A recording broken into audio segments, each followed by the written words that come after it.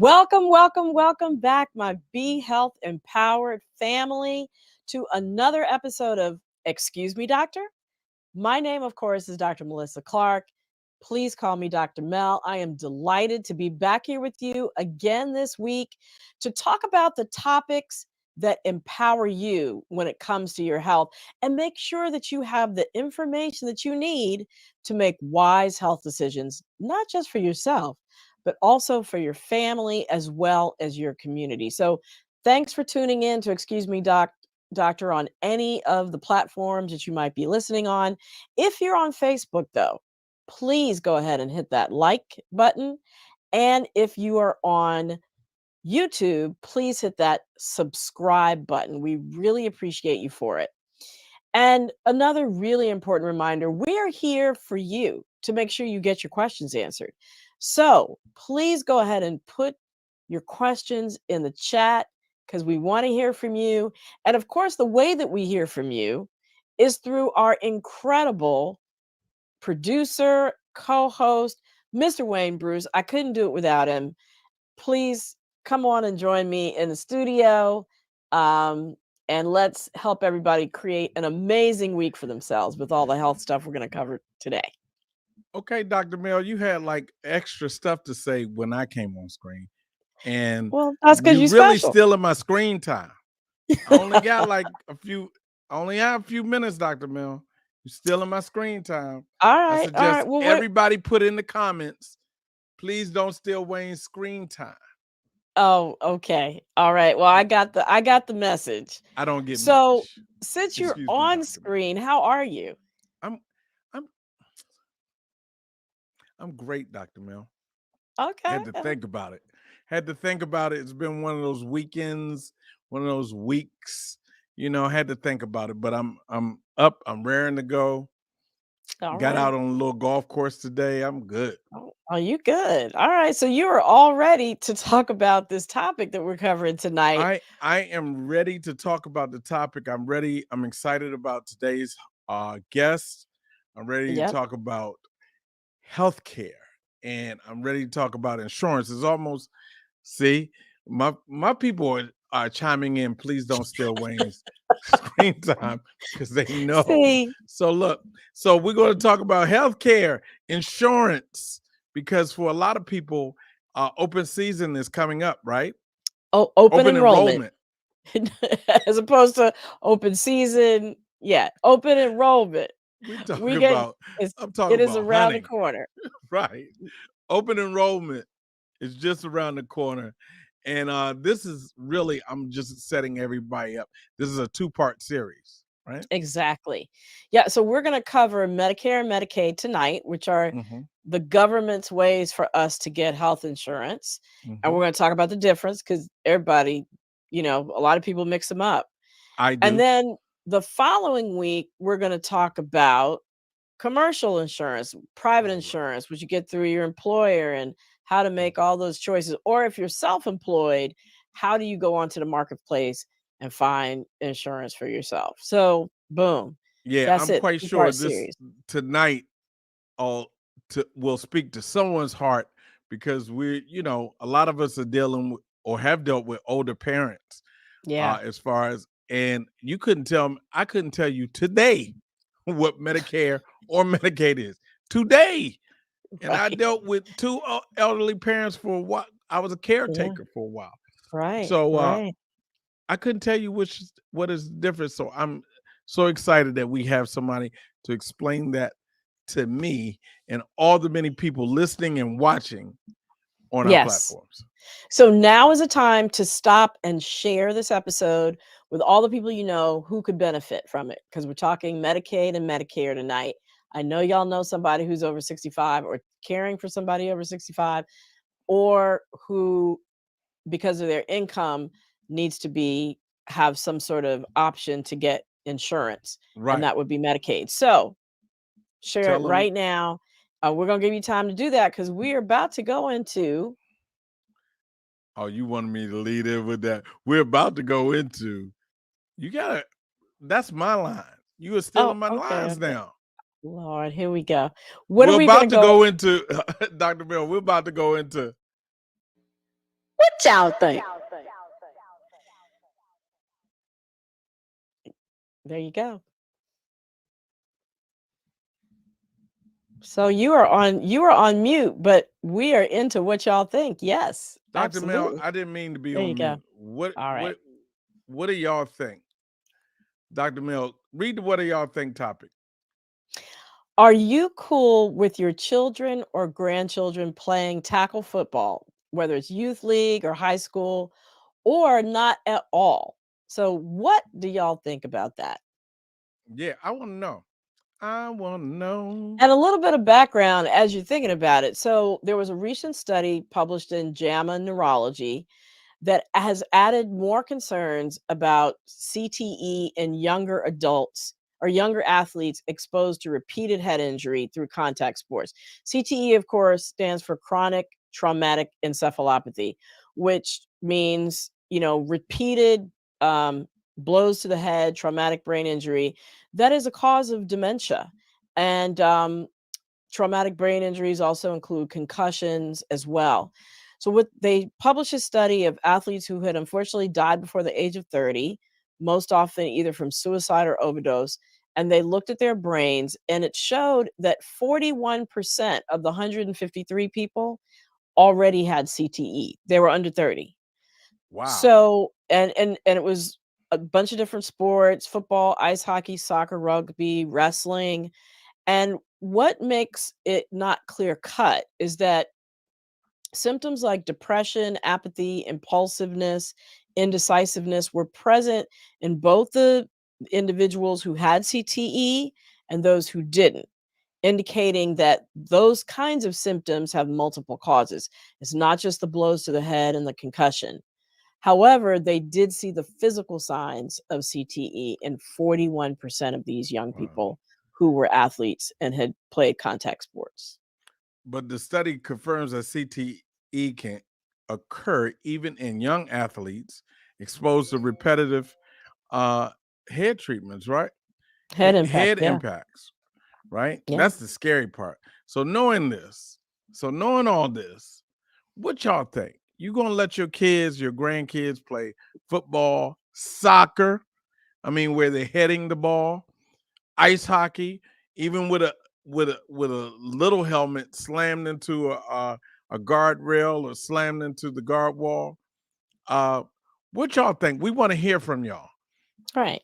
So And if you're on the watching flip us, side, if you're watching us live, if you're right, watching us live, put your comments in our chat on that. right, For those who are watching later, you'll find out what they think, what everybody thinks. right.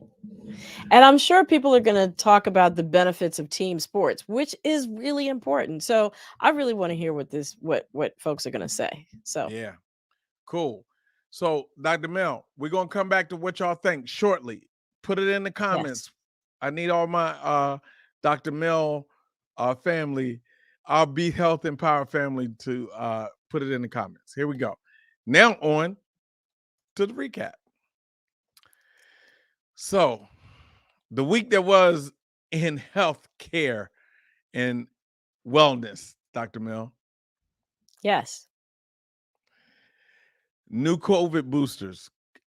First of all, COVID is like out of control right now, everywhere. I'm sorry, we're dating this, but right this minute, COVID is out of control. Well, it's the summer surge. Summer It's surge. summer surge. Aren't we Yeah. over the? We're going into the fall.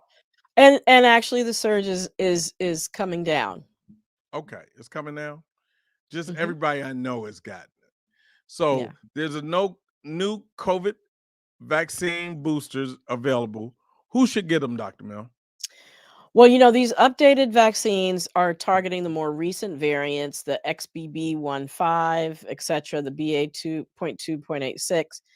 Um, and the recommendation is that everybody over 6 months old, can get a booster. So if you're 6 months to 4 years, you should first get your initial series. That was the 2 doses of Moderna or 3 doses of Pfizer.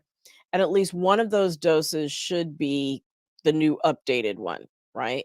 Okay. And now if you're 5 and above, you can just start off with the booster, even if you've never had a vaccine before.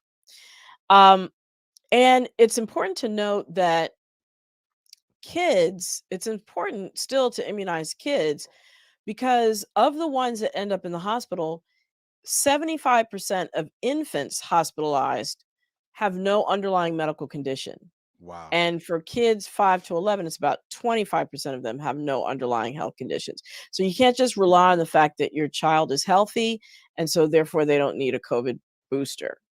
Um, and of course, for people over 65, it's mandatory, or if you're immune compromised or have underlying health conditions, also really important to get vaccinated. And they're free. They are free. And I was in a store today trying to get vaccine boosted, and luckily they had uh no boosters. They had run through Luckily, their, they had no boosters. I mean, for other people. I'm gonna get mine in the Oh, morning though. I'm not oh, playing okay. around. I'm Gotcha, playing with gotcha. it, Dr. Mill. What are All those right. recommendations again? If you're 6 months old and over, you Okay, can get a booster. fantastic.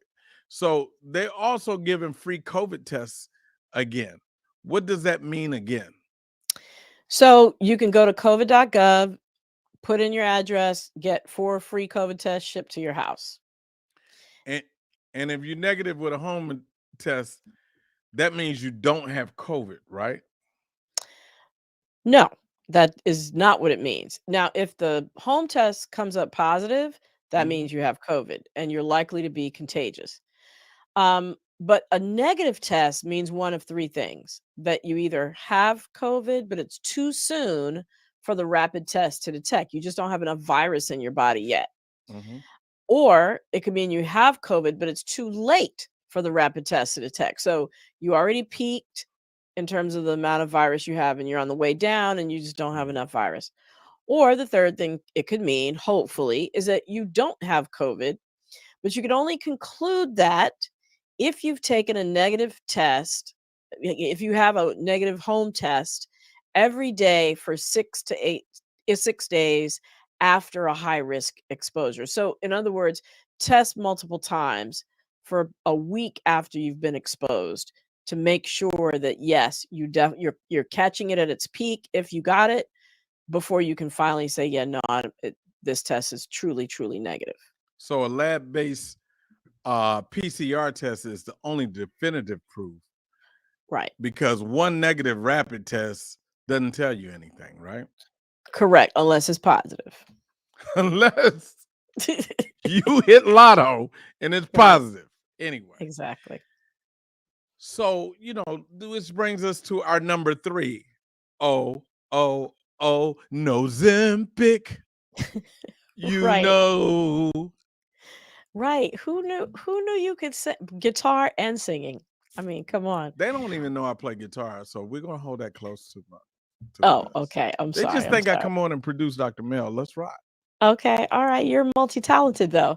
And you can sing the Nozempic jingles, which basically the reason why it's Nozempic is that the FDA Ozempic is approved to treat type 2 diabetes, but a bunch of people have been using it off label to treat weight loss. And it's effective, it works. But it has a bunch of side effects: nausea, vomiting, diarrhea, abdominal pain, constipation. And the FDA has added another warning, which is something called ileus. And that is an intestinal blockage that has cramping and pain. You can't have bowel movements, might get bloated, you might vomit. So they added that warning to Ozempic. And in addition, people are also finding too that if you take it for cosmetic weight loss, you just want to, lose some weight loss because you go into the high school reunion or whatever, you know, you don't have serious obesity or some underlying health condition, Yeah. uh, that when you stop it, the weight comes right back. So again, a bunch of reasons to not take it just for cosmetic reasons. Yeah. Yeah. We have one of our listeners and watchers says, "Oh, you lose weight if you're constantly regurgitating, throwing up.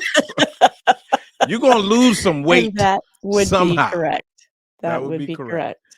So look, you want to hear? Let's go back. Let's go back to To the to what y'all think? what What do y'all y'all think. think? What y'all think? That cracks me up. That cracks I me know. up. So we I'm scouring through the comments, and we have a Willie Carrington, and Willie says, "Nope, we know better now. We didn't know years ago. There's no excuse now." So it sounds like he's not letting his kids or grandkids play tackle football. Yeah, I think okay. All right. I mean, we didn't know when we were coming up. We were playing with leather helmets. There's a lot of things we didn't know. We We didn't we wear we played didn't wear tackle seatbelts. football almost We on put babies in the concrete. front seat. Right. There's a whole lot of Concrete stuff was we out of did. bounds. Like, Right. oh, you got bumped out of bounds on your head on the concrete. Anyway, Right. Yvonne Smith says, not for people I like or love to do their football or other sports. Not for her or the people she likes or love. Mhm.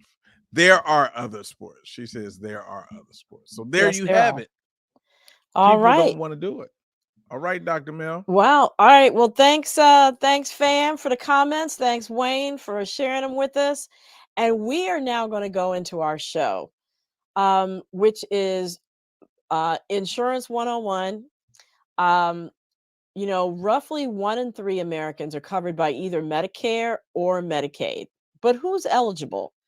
Um, and what are they? What do they cover? What is Medicare Advantage? I mean, we see a lot of commercials for that. Does it mean that you are at a disadvantage if you don't have it? So we have questions, but we have the perfect guest to help us answer them. And his name is Daniel Wilson. He is the Director of Marketing and Outreach for a managed care organization. He is a Medicare and Medicaid expert. He has more than 17 years of professional federal advocacy experience. And for his many leadership roles in the area of aging, he's been recognized by Next Avenue as one of the top 50 influencers in aging. Welcome, Daniel. Thank you so much for joining us. And we're gonna have to get your audio together. Thank you so much, There we Dr. go. Clark. So good to be All here this right. evening. Dr. Thanks. So glad you're here. And we're gonna jump right into it because, like I said, we got questions. So, first off, what is the difference between Medicare and Medicaid? Absolutely. Really simply put, Medicare is a federal health insurance program.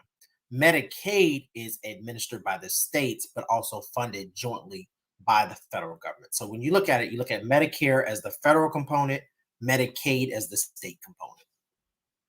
Okay. And let's start with Medicaid. Mhm. Who is eligible for Medicaid? Sure. Yeah, those who are eligible for Medicaid are typically your low income families, individuals, including children, parents, pregnant women, seniors, and typically individuals who are living with a disability. Okay, that is really helpful. And I know one statistic when it comes to pregnant women, I think something like 40 to 60% of all births in the United States are covered are covered by Medicaid at the I've time heard this. of birth, that the mom has Medicaid as her main insurance. So that's quite a bit. Now you said Medicaid is run by the state. So if I Mhm. move from one state to another, I might not be eligible if, based You're on my correct. income. You are correct. Every state has their own qualifications in which you would be deemed eligible. So it's really important. I know a lot of times family members ending up having to move across state lines to be with other family members, that they really need to check their eligibility in the area that they're moving to ensure that they'll be eligible. Got it. That's really important. So if it's income based, even if I qualify in Maryland, I might not qualify in West Virginia or vice versa. Right. Correct. Correct. Now, what what is good in terms of Medicaid in terms of what it covers? What can I expect to get help with in terms of my insurance? Does it cover mental health, for example? Physical health? What does it cover? So it can. So depending on the state and what they decide, what we call as carve-ins, it can cover behavioral health. Um, if you are an individual who is dually eligible, we call those the D SNPs. You're typically going to get more coverage. You're going to cover behavioral health. You may get some dental. You may get some vision. You actually may get some hearing. And what I mean by hearing is the technology or the actual component of the hearing aid that will be covered Okay. under those products. So when you say dual eligible, what does that Mhm. mean? Sure, that means that someone who is eligible for both Medicare and Medicaid, which means they meet an age requirement and they may be living with a disability Mhm. and they meet the income threshold and asset Okay. threshold as well. Okay. But if I don't meet any of those things and I'm just a 35-year-old person who is pregnant or low income and I Mhm. can't afford, health insurance otherwise, and I just have straight Medicaid, I can expect what?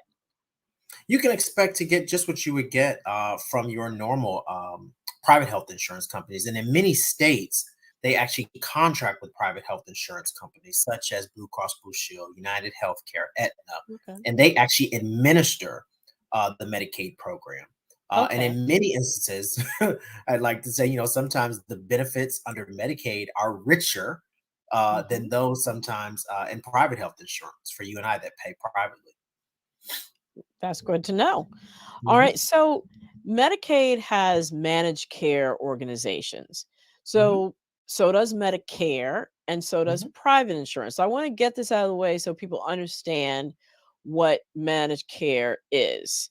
So can you just break that down for us? What's a managed care organization?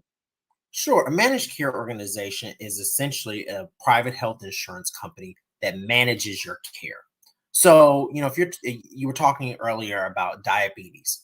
So, say Hmm. for instance, you're an individual who has diabetes, you are hypertensive, and you go to dialysis.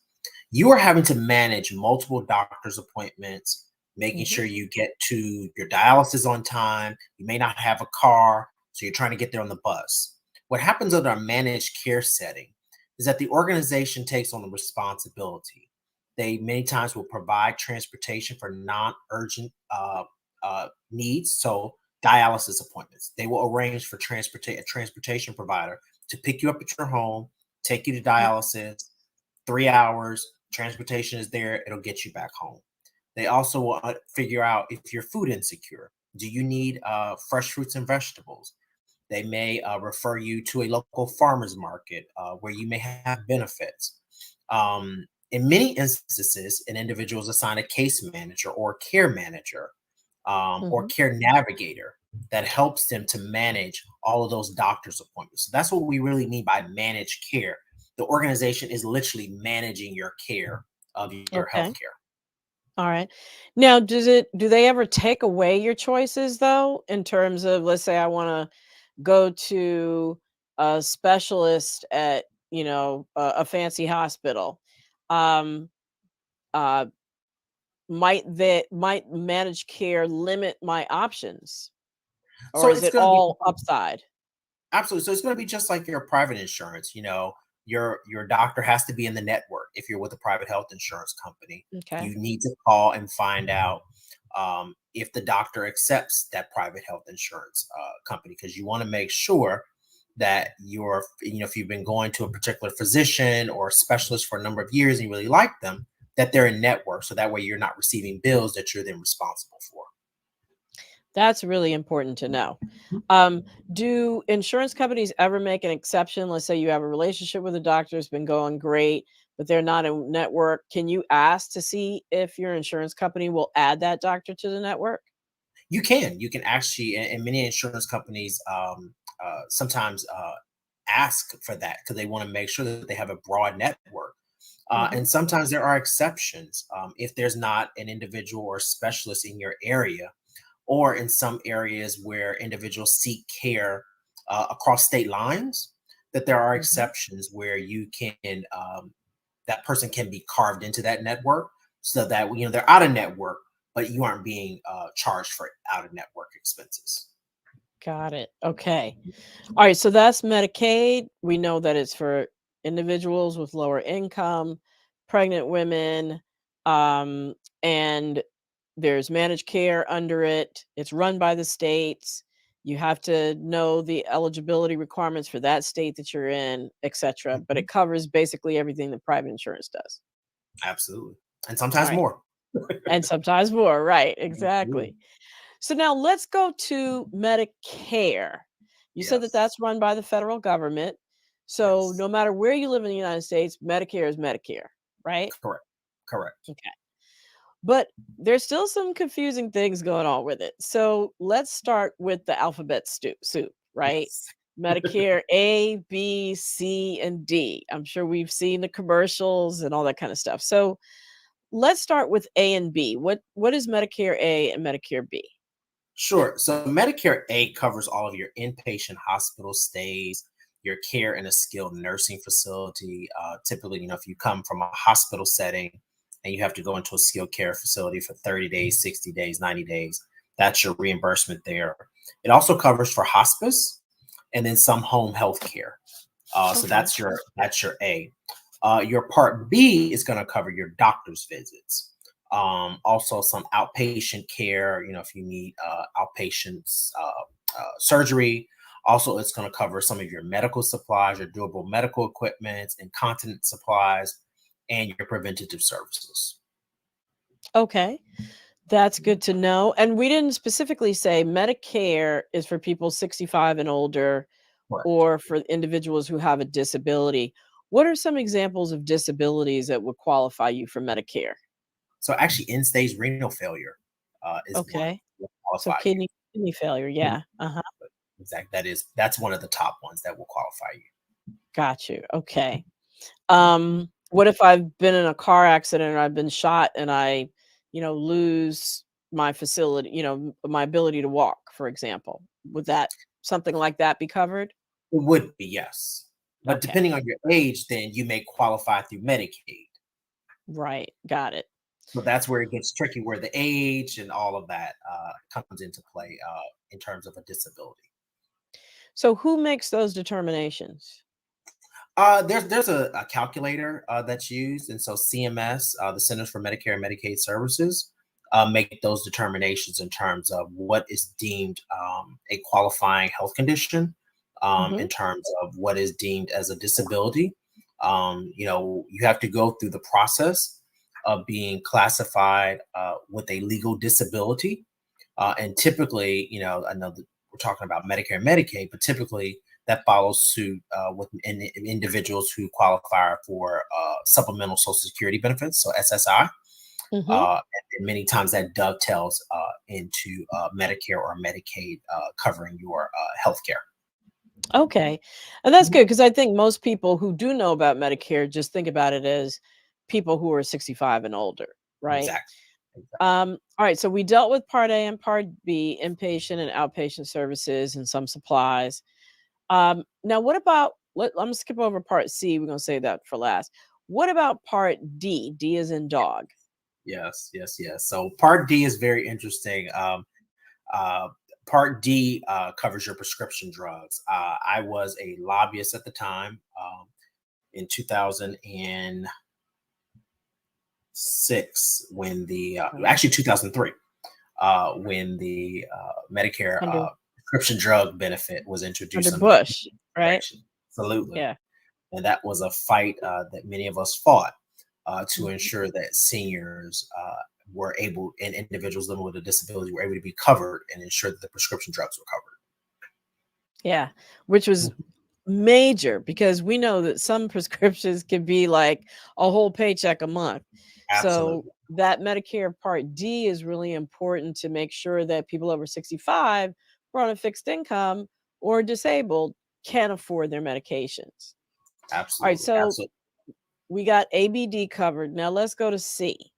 Hmm. Um, but before we go to C, well, actually, I'll save that for later. Let's go to C. That's also known as Medicare Advantage, right? Hmm. Okay.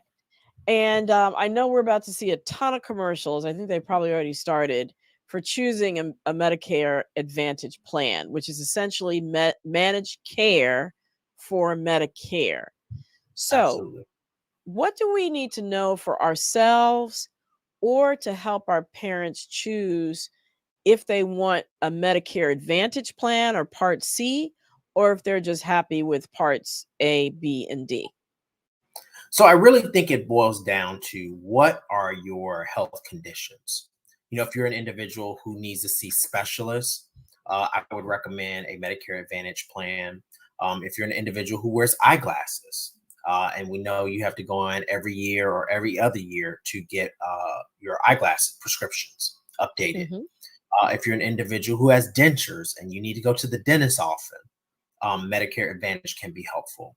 If you're an individual who has a hearing aid, Medicare Advantage can be helpful, because what Medicare Advantage does, it's an additional layer of services supports that traditional Medicare does not cover. Okay. So I really talk to families around, if you're someone who's, in great health, you just go to see your doctor every 6 months just for your normal routine. You're not having to see any specialists. You're not managing multiple chronic conditions. Medicare's fine. Your Mhm. A, B, and D are going to be fine. But if you're someone who, you've got glasses, you got to go to the dentist often, a Medicare Advantage really is going to really help to supplement and be that extra layer of coverage for you. Right. And it also does all those other things that you mentioned managed care does, right? In terms Absolutely. of like providing transportation, or I even Absolutely. heard of gym memberships. Yes, yes. Transportation, gym memberships. In some instances, they actually provide a small, I don't say stipend, but a small amount each month that allows you to pay for over the counter prescriptions, or purchase fresh, nutritious meals, or even in some instances pay for utility bills. And Okay. so there is an advantage to Medicare Advantage. Got it. Got it. Mhm. So now, um, what can I not expect Medicare to cover that might surprise people?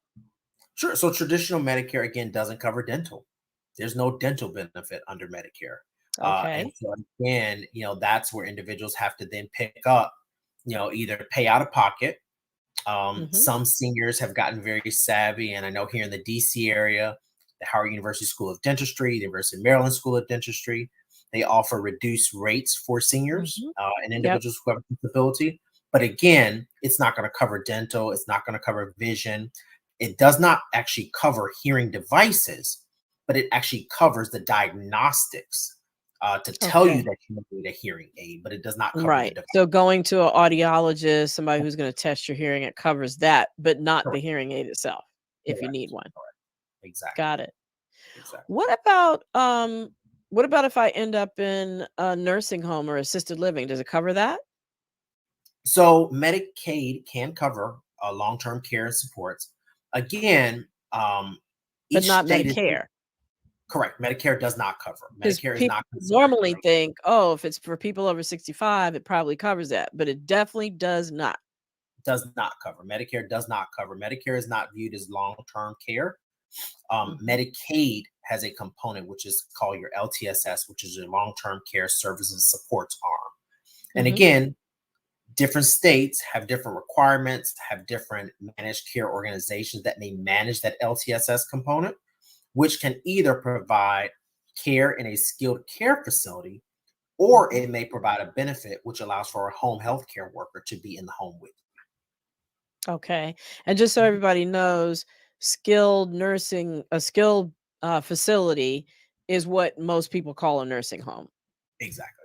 as opposed to an assisted living where you don't have there's nobody there to help take care of your underlying health conditions. You're not getting nursing care. It's like an apartment with supports, right? Mhm, mhm. Um, so that's really helpful. Now, how does life change though if you mentioned the term dual eligible before. So you might be 65 or over, and you also qualify because you're low income. So you can get both Medicare and Medicaid. How do things change for you there? Sure. Yeah. So what happens is that your level of coverage may change, and so one of the things you look at is that um, individuals who have Medicare, if they retired and they have coverage through their employer, Hmm. Medicare is going to be your primary, and the supplement may be it's going to be your secondary. But as you transition over with age, Medicare again becomes your primary, but the Medicaid component picks up again those additional services and support. So it's going to pick up the home health care. It's going to Hmm. provide, given the managed care organization or the product that you're working with, it's going to provide, you know, hearing, vision, all those different accoutrements that are going to help you manage your care Hmm. in a very different way. Yeah, and that long-term care at home, the home supports, is has really progressed quite a bit because in some states you can actually be the person that hires an aide to come into your house, or Mhm. you could train a family member who then gets hired and reimbursed for the time that they care for your loved one. So if your loved one does qualify for Medicaid and they're over 65 and need or disabled and need help, look into that home health service benefit because it can really be helpful for families who are their loved one's primary caregiver. Absolutely. Absolutely. So now are there any well, let me go to this. We've talked about Medicare A, B, C, and D. We've Mhm. talked about Medicaid. We've talked about dual eligibles, right? So everybody has this vocabulary down. Mhm. What is a Medicare supplement plan? Yeah. Because I see those advertised on TV too. Absolutely. So a Medicare supplement is really like a Medigap policy for health insurance. So it's going to cover traditionally what original Medicare plan doesn't cover. So you can Hmm. almost look at it like an Advantage plan, but not really. So it Okay. picks up. So again, we call it Med Sup plans. And so again, it's one of those things where you have to really figure out, does traditional Medicare meet your needs? If you're someone Hmm. again who's healthy, we have a lot of individuals out there who are living their best healthy lives. Best lives. They don't And they're take part of our Be Health Empowered family. They're doing absolutely, everything that we talk about. absolutely. They're not on medications or minimal medications. They're not seeing any specialists, and so they may not need to look into getting um, a Medicare Advantage plan or Med Sup plan until they need it. But again, if Okay. you're someone who's managing, chronic diabetes, chronic hypertension, Hmm. you've got glaucoma, so you're making sure that your vision is intact, you're going to need that extra layer of coverage because you're going to go see specialists fairly often. Okay. Got it. Got it. Mhm. Now, even with all the wonderful information you've given us tonight, Daniel, are there additional free resources to help people walk through these decisions when they're sitting down with their mom or their dad or both and trying to figure out, you know, Medicare, Medicare Advantage, Medicare supplemental, dual eligible, or where can they go? Sure. So they can always go to the CMS website. They Mhm. have very helpful resources there. Organizations such as AARP have helpful information, but every state has what is called their SHIP, their State Health Insurance Assistance Program, and they Mhm. can call. They can actually speak to a live counselor who can help them really figure out and understand, is the coverage that they have what they need, Mhm. and are there other resources that may be available to them. You'd be surprised. Some states have very rich and robust benefits just based upon you being a resident of the state. And Right. so you really want to make sure that you're taking advantage of some of those benefits because you may not have to pay for them. Right. Right. And again, you're on a fixed income, every little bit counts. Absolutely. S- So I can't believe it's actually time to go to our audience and see if they have any questions. I'm going to ask Wayne to come on back in the studio and let us know what's going on in the chat because Chatland is always active. So yeah. So Wayne, you got that We mute go. button on. I, Yeah, there we you go. know, is Mercury in retrograde again? Because No, no, everything is can't blame going it on wrong that. for me. No, okay. Chatland is popping, and we have questions from like Kathy Sendos, who wants to know again, what is managed care? Can you reiterate that? Sure. Managed care is a private organization that really manages your care. They make your doctor's appointments. They can actually set reminders in case you forget to make a follow up appointment. They will manage your transportation. The organization will ensure that you are adhering to doctor's orders. They can also make sure that you are eating properly. You know, many organizations, particularly managed care organizations, had to really step up during COVID because they realized that food pantries were closed and they had to ensure that their members were eating nutritious meals. And so many managed care organizations got into the business of connecting individuals to food pantries that had shelf stable foods. Wow. And That's great. for those who watch the show a lot, I know y'all have heard us talk about the social determinants of health. So those Mhm. social factors that actually really play a bigger role in how well you do with your chronic disease or how healthy you are, more than actually the care you get in the doctor's office. And those are some of the things that Daniel just mentioned: managed care organizations connecting people to nutritious food, making sure they have rides to their doctor's appointments. Some may even help connect people who are housing insecure to housing. Right. So yeah, all those things are some things that managed care organizations might address. Absolutely. Terry Barnes would like to know, is dental and vision included in Medicaid? In Medicaid, it can be in some instances, depending on if you are, specifically if you are a dual special needs member. Many health plans do cover that, but again, that's going to be on a state by state basis, based upon your level of care and your level of need, if that's covered or not. So that's why it's really important when people are picking plans that you really sit down and look at the benefit structure. They typically will give you a benefit model, and you can go through and see what's covered, see if it's covered at 100%, 20%, 80%, if there's a copay, and what's covered. All right. Thank you. We have a question from Tracy Wall. She writes, as a retiree, I currently have health insurance. At Mhm. 65, I have to enroll in Medicare, which then becomes my primary insurance. Why? Correct. And by the way, she's also covered by the VA. She's a vet. She's a retired vet. So, and sometimes in those instances, what she would want to do is talk and understand what her level of coverage is. Because what happens is you may be deemed as an individual who has credible coverage, which means that you may not have to enroll in Medicare at that time if your coverage is equal to or greater than Medicare's coverage. But she would really need to sit down and talk to a state health insurance counselor in her specific state to really understand what she would need to do, particularly because she's got that VA coverage.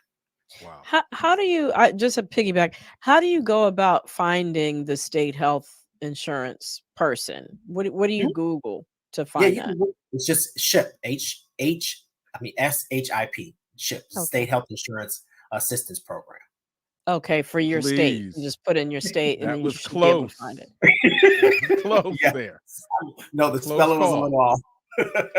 So Yeah. that's my job. That's my job. So we have a question. I mean, the in this case, it's like any other case. The more you know, Mhm. the better off you're going to be.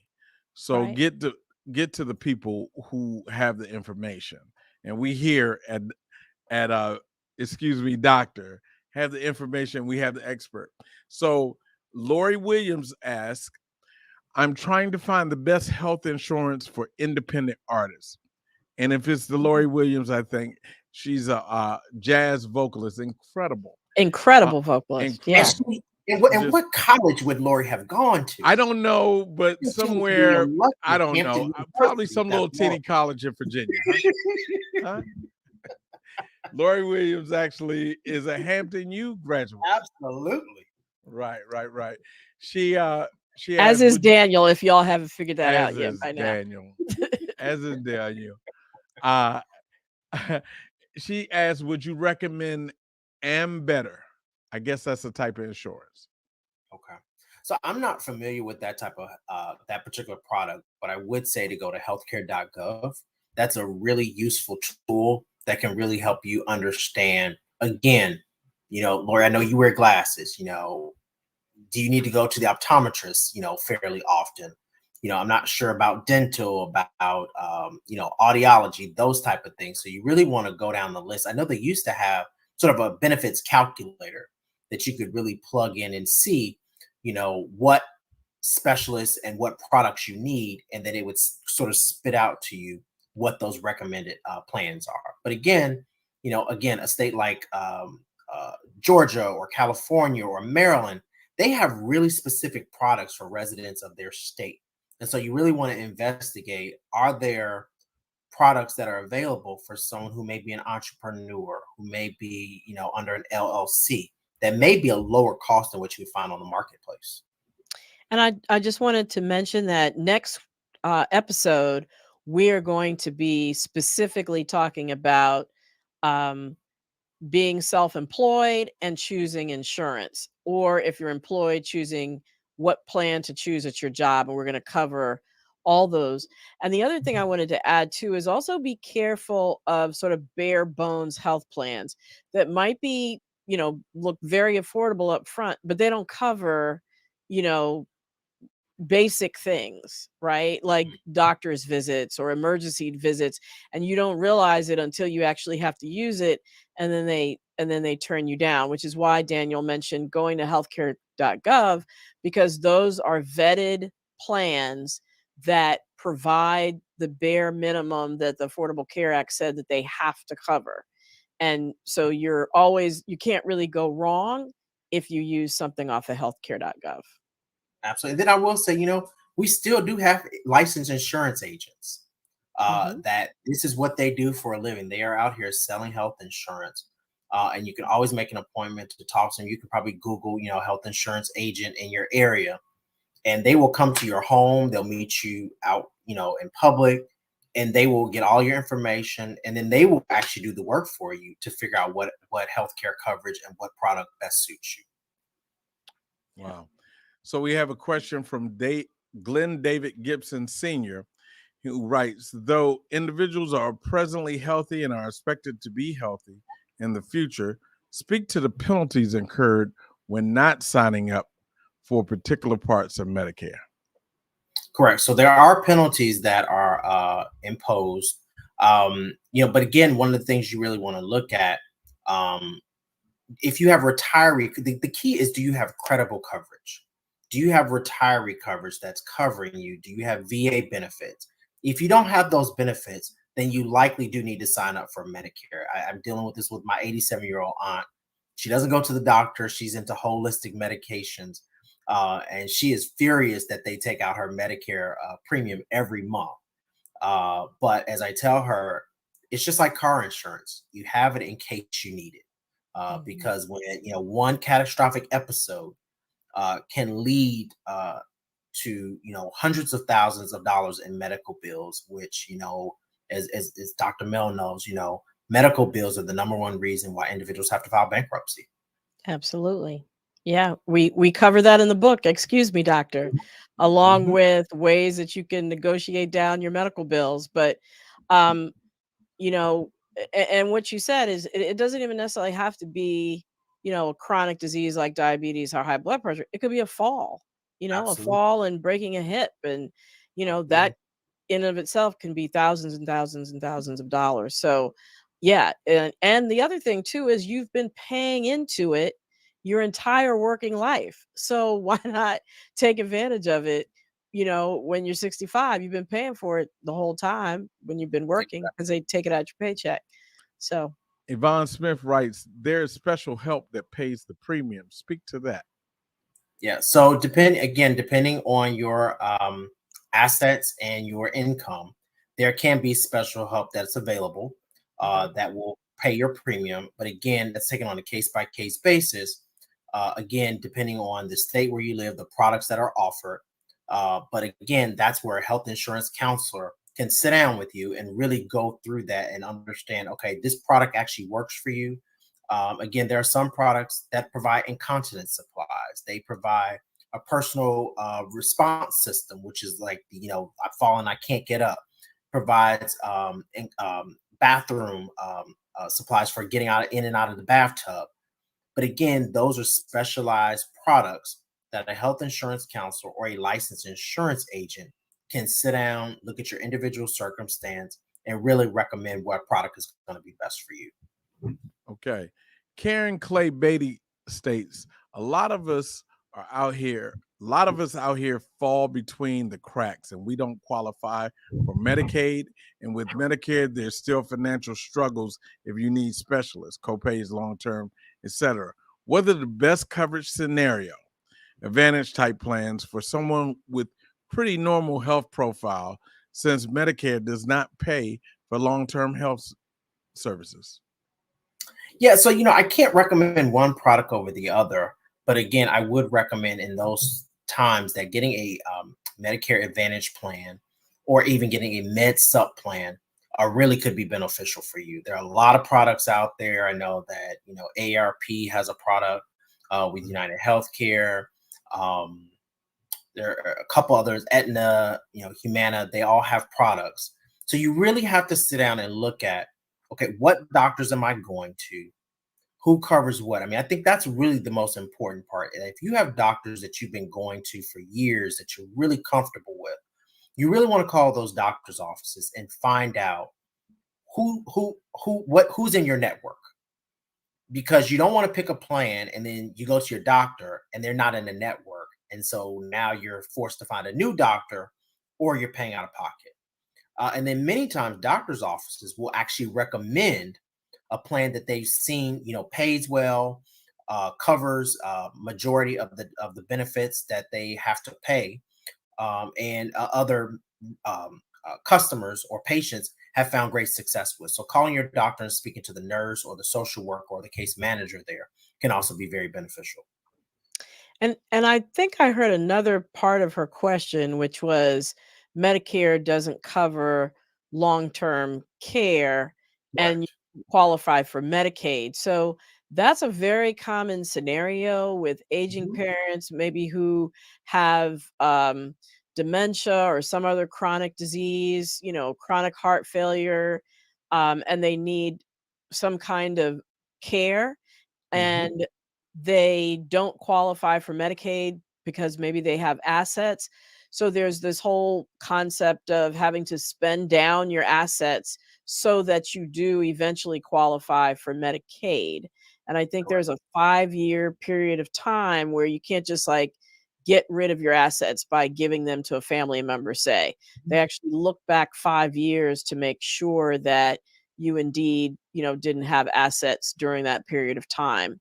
One other way to address that is potentially while you're younger and healthier to get a long-term, buy a long-term care policy. And Mhm. that also gives you some protection in terms of paying for long-term care if you need it at some point in your life. And Dr. Mel, I will want to say, one of the most important things I think that people have to take away is that we have to plan. Right. We're all going to, good Lord willing, we're all going to age at some point. And really putting your things in a trust early on helps to protect your assets so that you can pass them down to grandchildren, to children. And that trust also helps you to qualify for Medicaid and other services because those assets are protected. But again, you need to consult with an attorney who can walk you through those various programs and tools and vehicles. But it's also really important for you to talk about what is it that you want to happen. Should I Mhm. be not be able to communicate to my loved ones about my health care? Talking to them, doing an advanced healthcare directive so that your family really knows what is it the care that you want. Well said. Planning is key, communication is key. And I think, that is a place that unfortunately we're probably going to have to wrap up unless there's a burning question in the chat, Wayne. I'm taking that means no. Um, so yes, that is an excellent place, I think, to end. Excellent note. Thank you so much, Daniel, for that Thank you. incredible walkthrough of both Incredible. Medicaid and Medicare and a lot of the confusion, I think, that exists around it. And that's what we're here for. We're here to help people be health empowered. And I think this episode definitely did just that with all your words of wisdom. Thank you, Wayne, for You. bringing us all those excellent questions from the chat. Um, and of course, my Be Health Empowered family, you all always hit it out the park with your questions, your comments, your what y'all think. We appreciate you.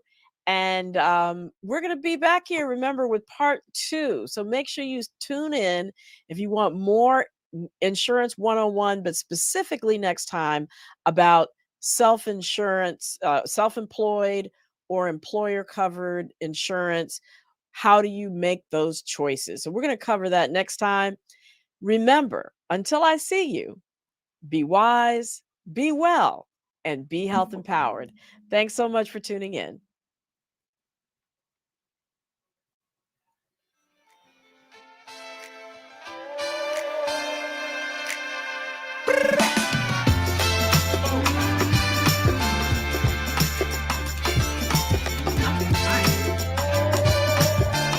This one here is vaxxed and boosted. My little brother has asthma, which means he's 6 times more likely than a healthy kid to go to the hospital. Uno out. You cheated. I'm not doing the dishes. If I play my cards right, I am so glad they let me in.